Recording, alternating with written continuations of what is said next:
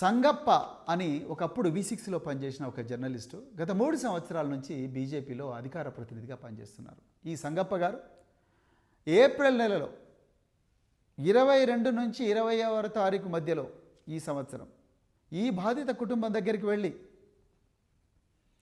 వాళ్ళందరితో మాట్లాడి వాళ్ళందరినీ తీసుకొని హైదరాబాద్లో జూబ్లీ హిల్స్లో నివాసం ఉంటున్న బండి సంజయ్ గారి ఇంటికి వీళ్ళను తీసుకుపోయినరు. ఆ అమ్మాయి తన బాధంతా వెళ్ళబుచ్చుకున్నది. ఇగో మీ కొడుకు నన్ను ఇడివంగా చేసిండు, ఇగో వీడియోలు ఇట్లున్నాయి, చాటింగ్లు ఇవి ఉన్నాయి, అవన్నీ ఉంటే బండి సంజయ్ గారు చెప్పింది ఏందా అంటే ఆ అమ్మ నాకు చెప్పిందండి.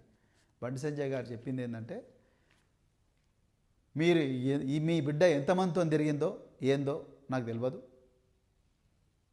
నేను మాత్రం దీనికి ఒప్పుకునే సవాలే లేదు. ఇంకోటి కూడా మీకు ముచ్చట చెప్పాలనుకుంటున్నా, నేను మా బీజేపీ పార్టీ నన్ను బీజేపీ రాష్ట్ర అధ్యక్షుడి పదవి నుంచి తీసేస్తే నా కోసం 8 మంది ఆత్మహత్య చేసుకున్నారు. ఇంకా నా సంగతి ఏందో మీకు అర్థమైంది కదా. రేపు మీ మీద ఏం జరిగినా మళ్ళీ నేను రెస్పాన్సిబుల్ కాదు, నకరాలు చేయకూరి, ఇక్కడి నుంచి వెళ్ళిపోండి, ఏదైనా సెటిల్ చేసుకుందాం అని చెప్పి భయపెట్టించి పంపించిండట. ఇది సంగప్ప గారి సమక్షంలో జరిగింది. ఆ మహిళ చెప్పింది నాకు. ఇవాళ నేను హైదరాబాద్ పోలీస్ కమిషనర్ గారిని, డీజీపీ గారిని డిమాండ్ చేస్తూ ఉన్నా, బండి సంజయ్ గారి ఇంటి దగ్గర ఉండే సీసీటీవీ కెమెరాల ఫుటేజ్ అర్జెంటుగా తీసుకోండి, ఆయన కాల్ డీటెయిల్స్ తీసుకోండి, సంగప్ప కాల్ డీటెయిల్స్ తీసుకోండి, ఈ బాధితుల కాల్ డీటెయిల్స్ తీసుకోండి, వాళ్ళ టవర్ లొకేషన్స్ చూడండి. మీకు 2 నిమిషాల్లో కేంద్ర హోంమంత్రి ఏం చేసిండో మీకు అర్థమవుతుంది.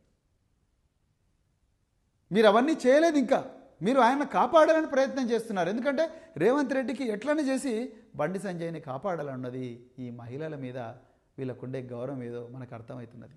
ఇలా రీల్స్ మీద రీల్స్ చేసే సీతక్క గారు ఎందుకు మాట్లాడడం లేదు, కొండా సురేఖ గారు ఎందుకు మాట్లాడడం లేదు, ఎందుకు మాట్లాడింది? కాంగ్రెస్లు ఒక్కరన్నా మాట్లాడుతున్నారా? ఒక్కరన్నా ఎక్కడ పోయారు మీ వాళ్ళందరూ రోడ్ల మీదకి? ఎందుకు రాలేదు? ఎందుకు రావడం లేదు రోడ్ల మీదకి?